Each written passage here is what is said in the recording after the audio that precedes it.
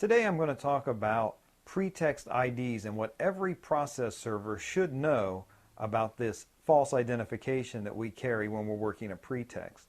Hi, Larry K, ShadowAnyone.com, and the creator of the Investigator's Ultimate Guide series, Premium Private Investigator Training from someone who's been there and done that.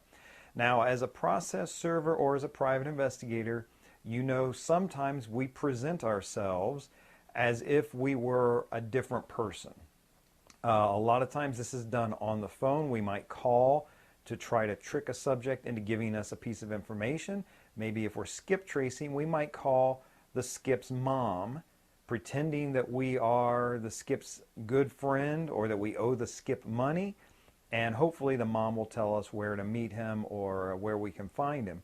Maybe give us some clue, maybe even a little inadvertent slip about where the person might be working. But a lot of pretexts, especially for process servers, are done face-to-face, in person. And if you've got a person who's refusing service, you might very well have to go to a pretext. In other words, this person knows that they need to be in court, they've been not showing up, they've been refusing maybe a lesser process server's attempts to just bring them the papers.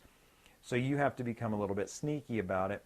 And part of that can and often does entail pretext identifications. Now, I'm going to share with you a few that I have here. One that I used for years was flower delivery, and had a little clip and would just clip this right to a flower delivery looking shirt that I had. And if I went to serve process, I would pose as if I was bringing them flowers rather than court papers. On surveillance in general, and a lot of times when you're doing process serving, you'll have to wait and surveil till you find the person or follow someone to lead you to the person. And if you're doing a stationary surveillance, waiting for someone to move and follow them, you may need some pretext IDs to explain to nosy people, concerned citizens, why you're sitting where you are. Kind of an interesting generic one that I've used quite a bit is traffic survey. And again, this is the type of ID. I've got a little clip. I just clip it to me, or I can carry it in my wallet. And it just identifies me as someone who's taking a traffic survey of the area. Maybe I'm posing as if I'm watching the intersection, counting the number of people that don't stop behind the stop sign, or how many people make left turns versus right turns. Here's an interesting one, especially out in the boonies. Sometimes it's hard to find a place to set up your surveillance where you're more discreet. But if there's railroad tracks anywhere nearby, I used to like to bring my train spotter card. And this just identified me as a member of the local train spotter club. And I could sit there, and if anyone asked me what I was doing, I could say I'm just watching trains. And this is a real thing. There are people who go out and watch trains. They count trains. They count the number of cars. They record what engine manufacturer there is, what kind of a railroad is running it by. So that's a real thing, and you can pose as a train spotter. Wildlife analyst. This was one that I used to use. Again, if you're out in a rural area, but even in an urban area, there's a lot of raccoons and possums through the sewer system.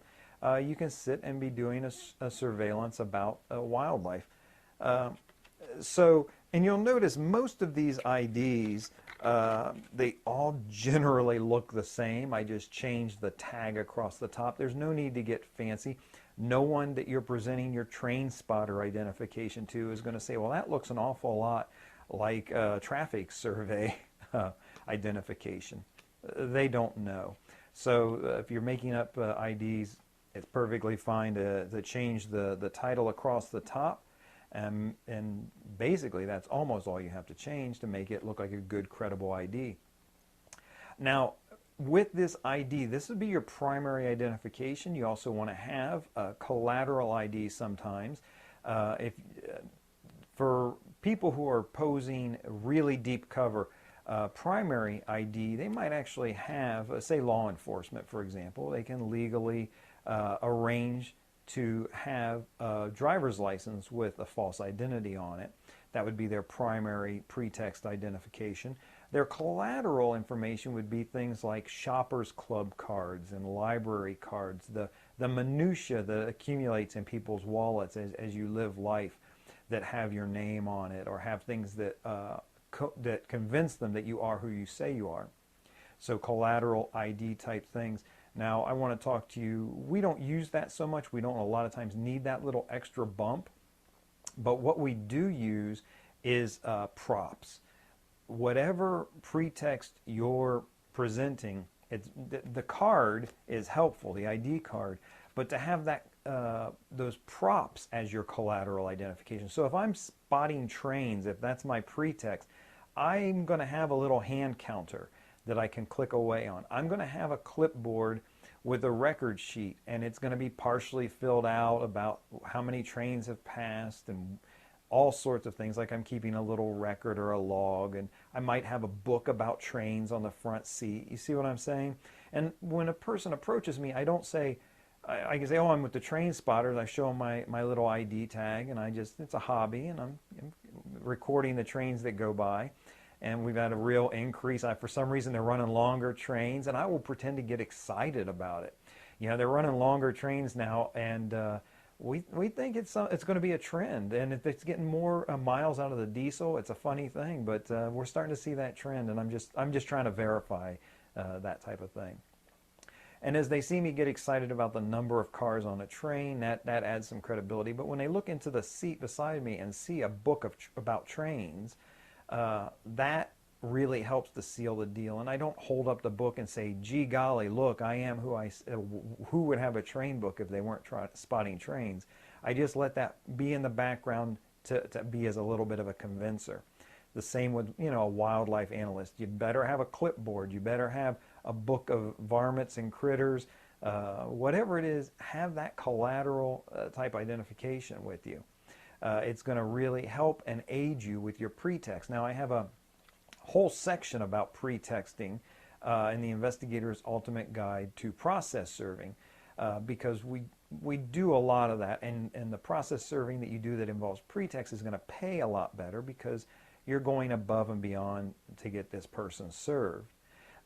So the collateral ID, the primary IDs that you're using, those types of things can come in very handy, be that little convincer to buy you some time or some peace and quiet while you're on a surveillance, or to convince the person you're trying to serve that you really are who you say you are, and help them admit to who they are so that they can get their bouquet of flowers or whatever your pretext is. This is Larry K, shadowanyone.com. Remember, do the right thing, even if it's the hard thing.